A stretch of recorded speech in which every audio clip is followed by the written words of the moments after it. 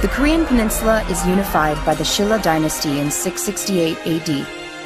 During 12 centuries of independence, the Korean people develop a strong sense of identity, distinct from China and Japan. In 1910, Japan colonizes Korea, ending their independence. Korean nationalist groups arise, hoping to regain their independence. Some associate with Chinese and Soviet communists. Others hope to gain favor with Western nations like the United States.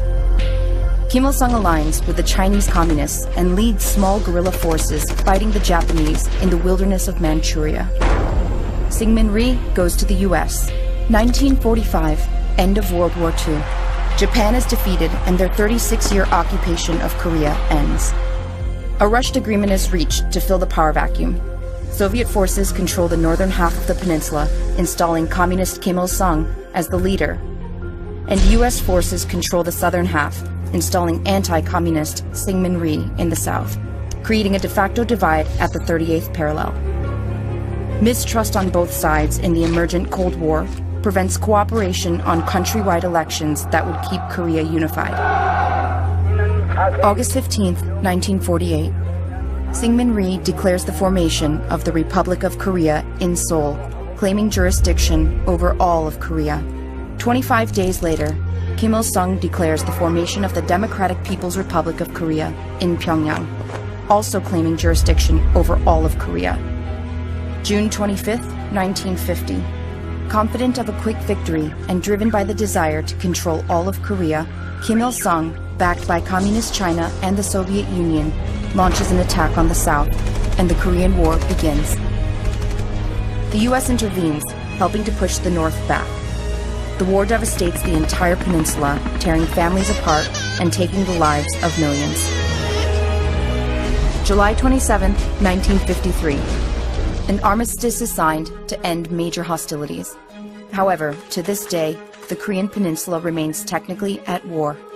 The only separation between North and South is a 2.5-mile wide demilitarized zone, the most heavily fortified border in the world. Over the next few decades, both Koreas rebuild. North Korea's development is initially faster than the South. Massive effort is put into propaganda campaigns to create a personality cult around Kim Il-sung, their eternal president.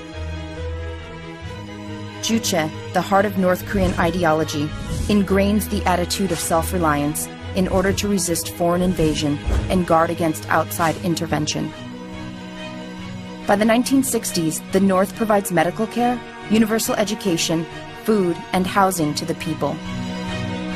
The South experiences periods of dictatorship, military coups, rapid economic development, and democratization, later emerging as one of the most successful democracies in Asia.